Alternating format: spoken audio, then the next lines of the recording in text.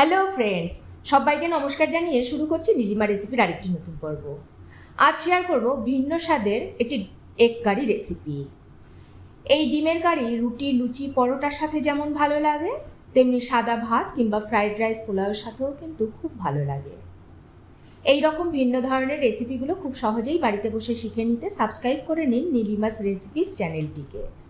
আর আমার সমস্ত রান্নার আপডেট সবার আগে পাওয়ার জন্য বেল আইকনটা প্রেস করতে ভুলবেন না। তাহলে চলুন এই ভিন্ন স্বাদের ডিমের কারি রেসিপি বানাতে কি কি লাগছে দেখে নিই। এখানে আমি 7-8টা ডিম আগে থেকেই সেদ্ধ করে খোসা ছাড়িয়ে রেখেছি। 5টা আলু 2 টুকরো করে সেদ্ধ করে রেখেছি। ফোড়নের জন্য নিয়েছি 1টা তেজপাতা, 2টো শুকনো লঙ্কা, 3টে এলাচ, 3টে লবঙ্গ, দারচিনি স্টিক 2টো আর 1টা স্টার অ্যানিস নিয়েছি। নুন হলুদ ভাই বোন তো রয়েইছে। 1 কাপ টক দই নিয়েছি, 3টে টমেটো পেস্ট করে রেখেছি। 1 চামচ জিরে গুঁড়ো, ধনে গুঁড়ো আর কাশ্মীরি লঙ্কা গুঁড়ো নিয়েছি। 1 চামচ রসুন বাটা, 1 চামচ আদা বাটা নিয়েছি আর 2টো পেঁয়াজ কুচি করে নিয়েছি, একটু মিক্সিতে ঘুরিয়ে নেব। আর 4-5টা কাঁচা লঙ্কা কুচি করে নিয়েছি আর সামান্য কয়েক দানা চিনিও নিয়েছি। আর তাছাড়া লাগবে একটু 1/4 টিস্পুন মতো গোলমরিচ গুঁড়ো আর গরম মশলা গুঁড়ো। এই দিয়েই বানিয়ে ফেলবো দারুণ স্বাদের এগ কারি রেসিপি। প্রথমে কড়াইতে 3 থেকে 4 চামচ মতো সর্ষের তেল দেব। তেলটা গরম হলে সেদ্ধ আলুগুলো দিয়ে দেব। একটু নুন, হলুদ আর কাশ্মীরি লঙ্কার গুঁড়ো দিয়ে হালকা করে ভেজে নেব।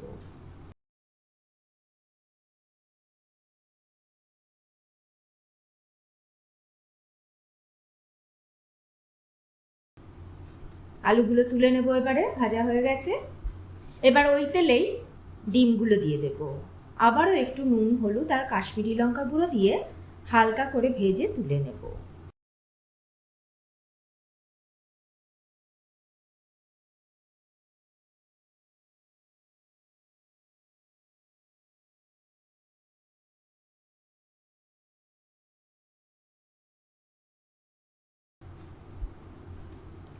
এবার বাকি যে তেলটা রয়েছে সেই তেলের মধ্যেই তেজপাতা, শুকনো লঙ্কা, গোটা গরম মশলা আর স্টার অ্যানিসটা ফোড়ন দিয়ে দেব।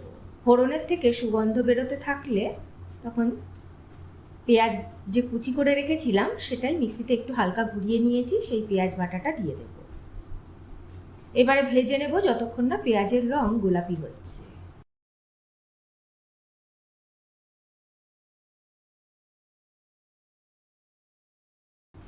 এদিকে ততক্ষণে আমি একটা মিশ্রণ তৈরি করব। এখানে দেখুন টক দইয়ের মধ্যে জিরে, ধনে আর কাশ্মীরি লঙ্কা গুঁড়ো দিয়ে মিক্স করে নেব ভালো করে।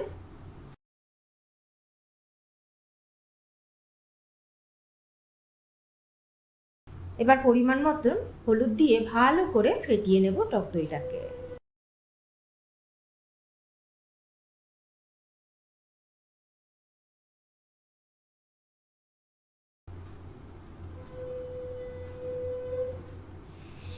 এদিকে দেখুন পেঁয়াজও লাল হয়ে গেছে। এবার এর মধ্যে আদা রসুন বাটা দেব।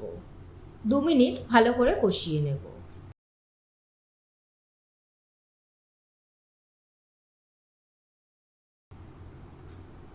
দু মিনিট কষানোর পরে কাঁচা লঙ্কা কুচি দেব। আবারও 1 মিনিট একটু নেড়ে চেড়ে কষিয়ে নেব। এই পর্যায়ে আমি কয়েক দানা চিনি দিয়ে দেব। তারপরে আবারও একটু কষিয়ে নেব।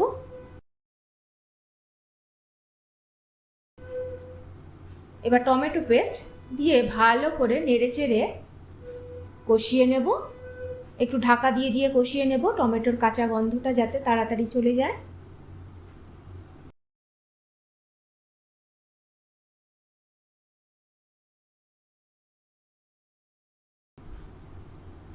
টমেটো ভালো করে কষে এসেছে দেখুন।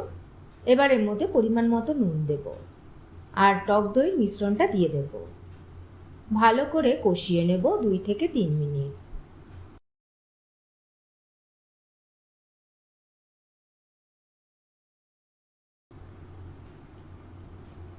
এবার এর মধ্যে 1/2 চামচ মৌরি গুঁড়ো দেব আর 1/2 চামচ গোলমরিচ গুঁড়ো দেব। আবারও ভালো করে কষিয়ে নেব।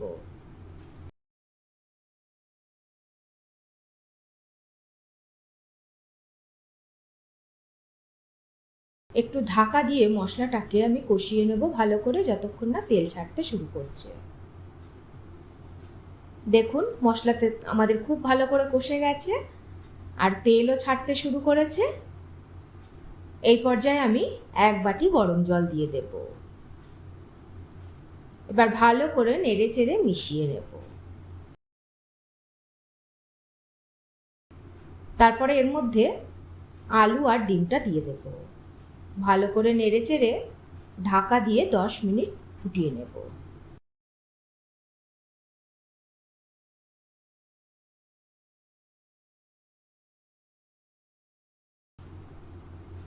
দশ মিনিট পরে দেখাচ্ছি, দেখুন ঢাকা খুলে তেল ভেসে উঠতে শুরু করেছে। এবার এর মধ্যে গরম মশলা গুঁড়ো দিয়ে আবারও নেড়ে চেড়ে 1 মিনিট মতন একটু ফুটিয়ে নেব।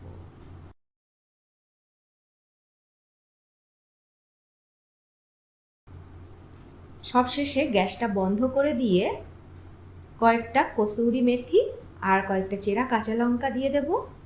ব্যাস, তাহলেই রেডি হয়ে যাবে ভিন্ন স্বাদের এগ কারি।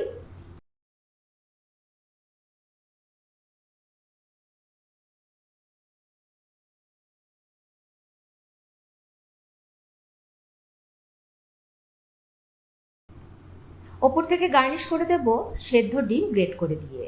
দেখুন কত সুন্দর দেখতে লাগছে, আর খেতে তো হয়েছিল জাস্ট ফাটাফাটি। কেমন লাগলো আমার আজকের এই রেসিপিটি কমেন্ট করে জানাবেন। ভালো লাগলে একটা লাইক করে দেবেন। আপনাদের একটা লাইক আর কমেন্টই আমাকে উৎসাহিত করবে পরবর্তী ভিডিও বানাতে।